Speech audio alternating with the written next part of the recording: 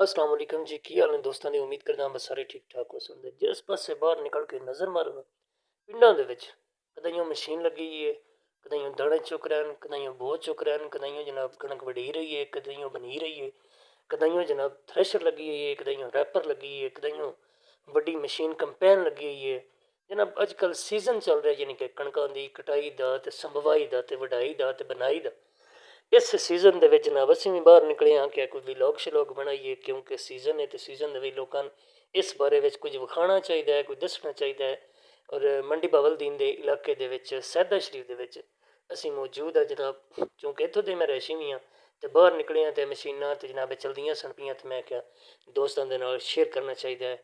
ਇਹ ਜਨਾਬ ਰੈਪਰ ਆਪਣਾ ਥ੍ਰੈਸ਼ਰ ਲੱਗੀ ਹੋਈ ਹੈ, ਨਾਲ ਬਹੁਤ ਚੁੱਕਦੇ ਨੇ ਪਏ ਅਤੇ ਨਾਲ ਜਨਾਬ ਇੰਝ ਹੀ ਦੂਜੀ ਸਾਈਡ 'ਤੇ ਵੇਖੀਏ ਤਾਂ ਕੋਈ ਵਢਾਈ ਹੋ ਰਹੀ ਹੈ ਅਤੇ ਕਦੇ ਕੁਝ ਹੋ ਰਿਹਾ। ਬਾਕੀ ਜਨਾਬ ਮਾਮਲਾਤ ਇਹ ਨੇ ਕਿ ਇਸ ਵਕਤ ਫੁੱਲ ਉਰੂਜ ਉੱਤੇ ਇਹ ਸੀਜ਼ਨ ਤਕਰੀਬਨ ਕੋਈ ਸਮਝੋ ਕਿ 1 ਮਹੀਨਾ ਡੇਢ ਦਾ ਹੀ ਹੁੰਦਾ ਸਾਰਾ। ਇਸ ਮਹੀਨੇ ਡੇਢ ਦੇ ਵਿੱਚ ਜ਼ਿਮੀਂਦਾਰਾਂ ਨੇ ਜਨਾਬ ਕਣਕ ਦਾ ਇੱਕ ਇੱਕ ਸਿੱਟਾ ਚੁਣ ਕੇ ਇਕੱਠਾ ਕਰਕੇ ਅਤੇ ਘਰ ਲਿਆਉਣਾ ਹੁੰਦਾ ਹੈ ਅਤੇ ਜਾਂ ਉੱਥੇ ਹੀ ਵੇਚਣਾ ਹੁੰਦਾ ਹੈ, ਜਿਹਦੀ ਕੀਮਤ ਗੌਰਮੈਂਟ ਦੇ ਨੁਮਾਇੰਦੇ ਲਾਉਂਦੇ ਨੇ। ਮਿਹਨਤ ਕਿਸਾਨ ਕਰਦਾ ਹੈ, ਪੈਸੇ ਗੌਰਮੈਂਟ ਮੁਕਰਰ ਕਰਦੀ ਹੈ ਤੇ ਇਨਸਾਫ ਨਹੀਂ। ਲੇਕਿਨ ਕੀ ਕਰੀਏ, ਮਜਬੂਰੀ ਸਾਡੀ, ਕਿਉਂਕਿ ਅਸੀਂ ਜਮਹੂਰੀ ਮੁਲਕ ਦੇ ਵਿੱਚ ਰਹਿ ਰਹੇ ਹਾਂ। ਸਾਨੂੰ ਆਪਣੇ ਹੁਕਮਰਾਨਾਂ ਤੋਂ ਫਾਇਦਾ ਤਾਂ ਕੋਈ ਨਹੀਂ ਅਤੇ ਨੁਕਸਾਨ ਬੇਪਾਅ ਹੈ। ਬਾਕੀ ਫਿਰ ਵੇਖੋ, ਫਿਰ ਮਰਜ਼ੀ ਹੈ, ਹੋ ਸਕਿਆ ਜਿਵੇਂ ਦੇ ਅਸੀਂ ਆਉਂਦੀ ਸਾਡੇ ਹੁਕਮਰਾਨ ਨੇ ਜਿਹੜੇ ਕਿ ਸਾਡੇ 'ਤੇ ਮੁਸੱਲਤ ਹੋਏ ਨੇ।